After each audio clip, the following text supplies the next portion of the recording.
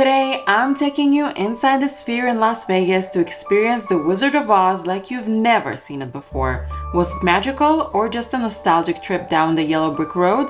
Let's find out. I arrived around 10:15 for the 11 a.m. show. I recommend walking to the Sphere from inside the Venetian. There's a bridge that connects the Venetian directly to the Sphere, so you don't have to walk outside in the heat. And there are signs everywhere to guide you. Doors opened at 10:30 and the line was already huge. By the time we got inside, it was 10:50.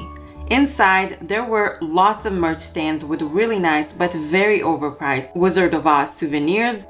They were also selling food and drinks, and there was a mini Sphere playing scenes from the movie where you could take pictures. But honestly, there was no time to enjoy any of it. Staff were rushing everyone straight to their seats, yelling that the show would start at 11 sharp, and everyone was just stuck at the entrance. With so many people still coming in, they ended up delaying it until about 11 and 10 minutes. The movie actually started while people were still trying to sit down, which felt a bit chaotic. I hope they fix this issue and be more organized for the upcoming shows. I was in section 406 and I think it's the perfect spot for visual shows. You really get the full wraparound immersive screen all around you. The only downside, it's very steep. So keep that in mind. Before the movie started, the screen looked just like a regular theater. So realistic, but completely fake. And then the lights dimmed and suddenly clouds surrounded us. By the way, the soundtrack was also re-recorded. Dorothy's singing is original, but the music was redone and remixed to work with the Sphere's special sound experience.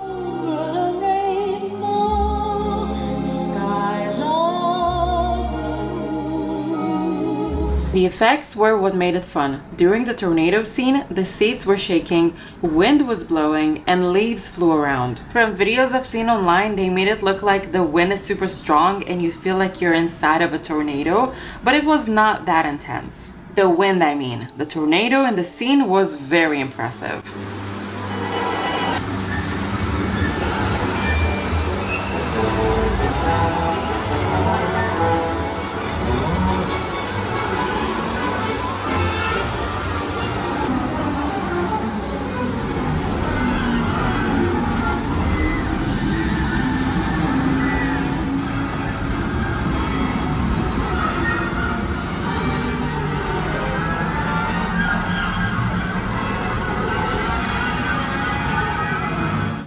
When the movie transitioned to color, butterflies floated across the theater. It was really pretty and added a magical touch.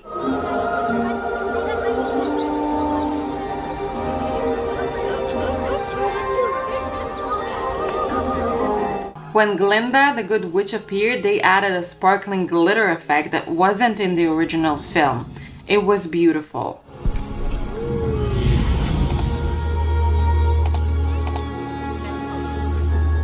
Then came the apple scene, and yes, fake apples actually fell from the ceiling.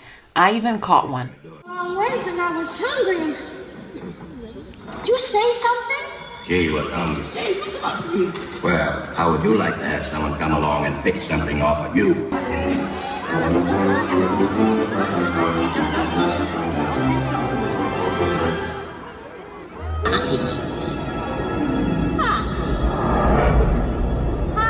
We'll put them to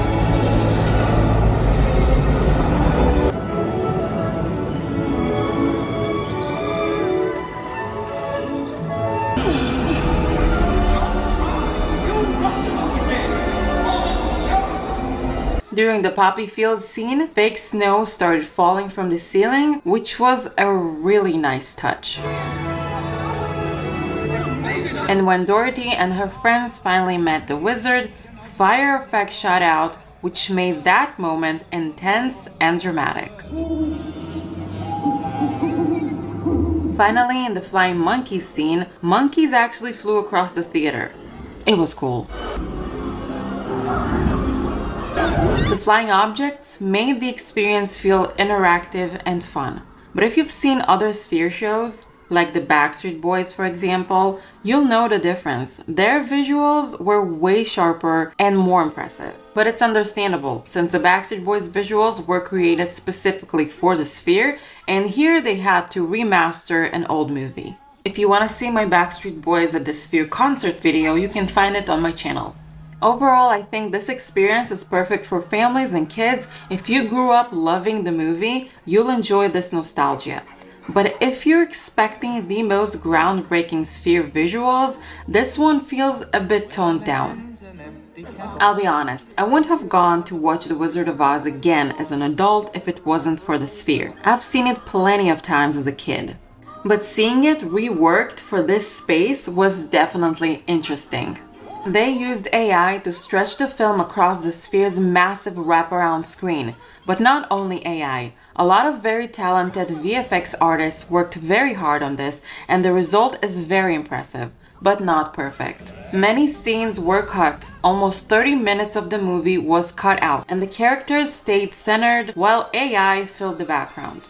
Sometimes it looked great, and other times it was blurry or a little strange. For example, you can see the difference in these two pictures. The top picture is from the original movie and the bottom is from the Sphere. So you're basically watching the movie in the center and everything else is filled to give you that full-on immersive experience. Some things were even changed or added. It almost looks like a completely different movie. As you can see here, Dorothy's face is sharp, but everything around her is blurry.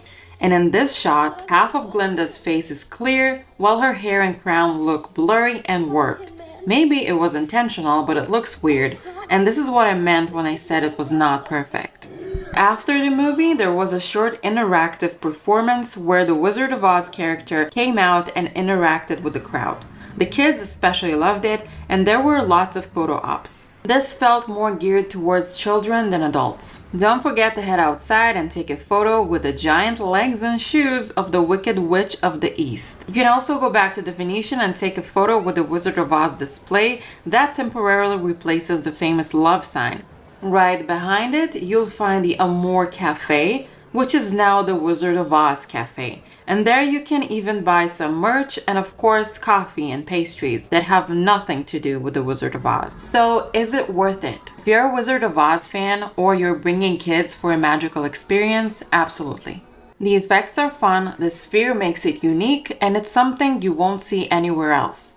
But if you're looking for the most jaw-dropping Sphere visuals, I'd recommend checking out one of the concert shows instead. I think you'll enjoy it more if it's your first Sphere experience. Since I was comparing it to other shows I've already seen, my expectations were a bit higher. Price-wise, I paid $129 for my seat, and I think that was fair, but I would not pay more. Some tickets in section 206 were priced at $300, and I definitely would not spend that much on this show. I think the 400s are perfect for visual-based experiences, maybe even better than the 200s. There's no place like home. There's no place like home. There's no place like home. Would I watch it again? Probably not, but I'm glad I saw it once. So what do you think? Would you like to see The Wizard of Oz at the Sphere? Let me know in the comments below. Don't forget to like and subscribe, and I will see you in the next one.